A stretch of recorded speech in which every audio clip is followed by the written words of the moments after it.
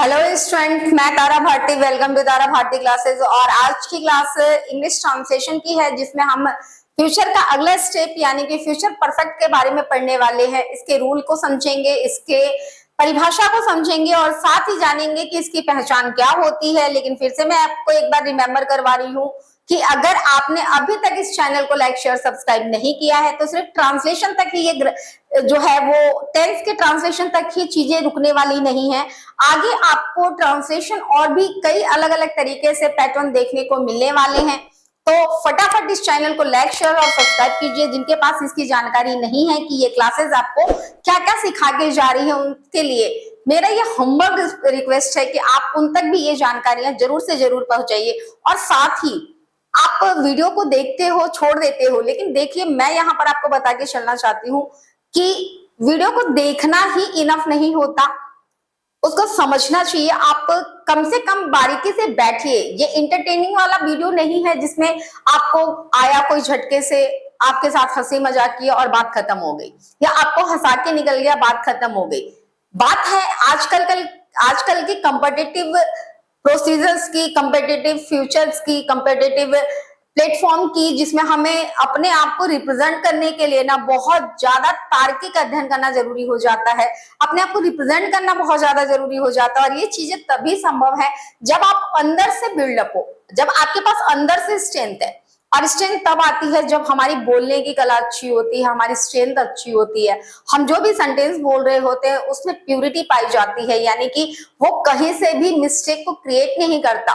तो ये चीजें आपके लिए बहुत ज्यादा बेनिफिशियल है, ये बताने की तो जरूरत है नहीं, आप खुद ही समझदार हो।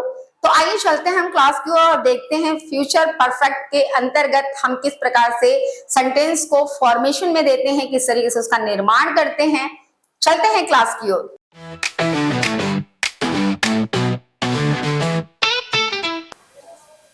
फ्यूचर परफेक्ट टेंस, जिसको हम हिंदी में भविष्य पूर्ण काल के नाम से जानते हैं। भविष्य कहने का तात्पर्य आने वाला समय, और जहां पे पूर्णता लग जाता है वहां पर कार्य के हो चुकने का बोध होता है।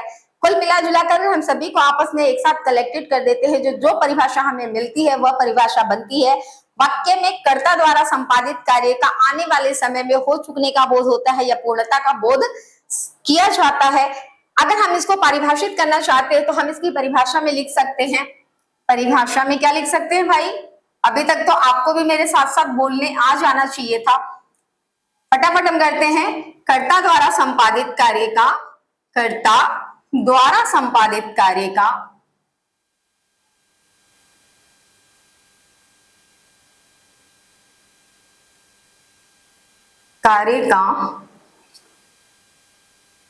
आने वाले समय में, आने वाले समय में हो चुकने का बोध होता है, हो चुकने का बोध होता है, चुकने का बोध होता है। अब जैसा कि यहाँ पे पहले से ही एक वर्ड लिखा हुआ है, ध्यान से देखिए, हो चुकने का। तो हो चुकने का बोध अगर हो रहा है तो हमारी पहचान क्या होगी वाक्य की? वाक्य के अंत में चुका होगा, चुकी होगी, चुके होंगे आदि शब्द आएंगे। तो पहचान हो जाती है हमारी क्या इस सेंटेंस की? चुका होगा, चुकी होगी, चुके होंगे। चुका होगा, मेरे साथ बोलिए, चुकी होगी और चुके होंगे।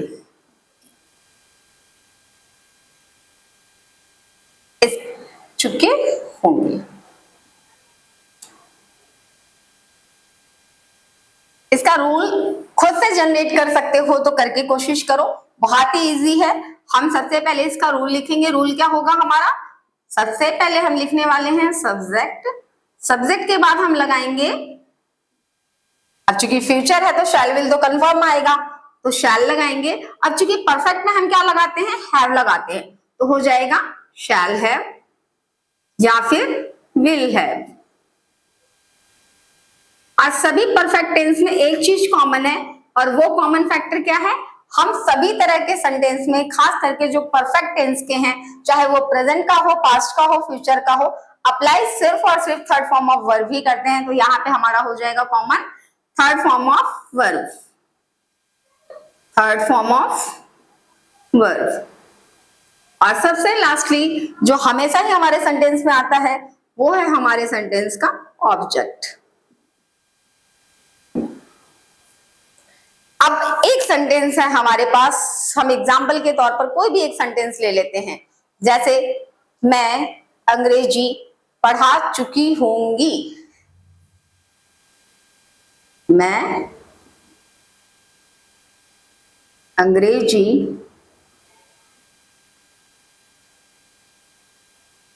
पढ़ा चुकी होंगी।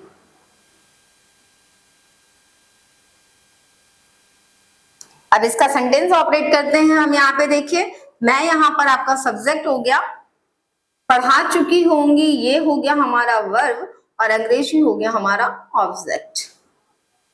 अब हम इसे इसी फॉर्मूले पे, इसी रूल पर अप्लाई कर देते हैं। तो अप्लाई करने के बाद हमें क्या मिलता है सेंटेंस, मैं का होता है आई के साथ हम शैल का प्रयोग भी कर सकते हैं, तो एक शैल लगाकर बना देते हैं, ठीक है।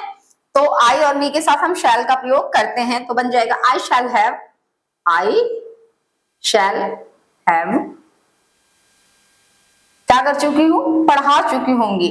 तो पढ़ाने का टीच होता है और पढ़ाने का थर्ड फॉर्म होता है टीच्ड, तो हो जाएगा टीच्ड। अब क्या पढ़ा चुकी होंगी, इंग्लिश, तो आई शैल हैव टीच्ड द इंग्लिश।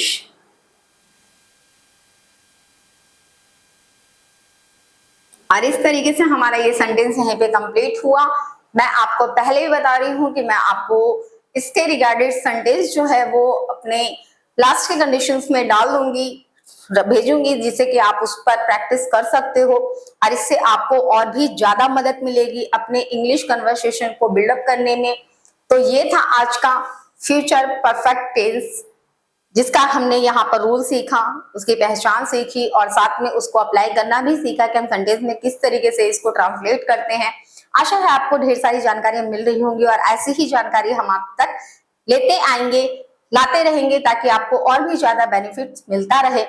और चिंता करने की कोई बात नहीं है, जब आपके साथ हैं तारा मैम, जो कि आपको इंग्लिश को बहुत ही सरलता से, देखिए ये सारी चीजें बहुत ज्यादा जरूरी है और बहुत ही इजीली सीखने वाली चीजें हैं, विद प्रैक्टिस के साथ सीखने वाली चीजें हैं। तो आपने कहावत सुनी है ना कि पोथी पढ़ी पढ़ी जग मुआ, पंडित भया न कोई, ढाई आखर प्रेम का पढ़े सो पंडित होए।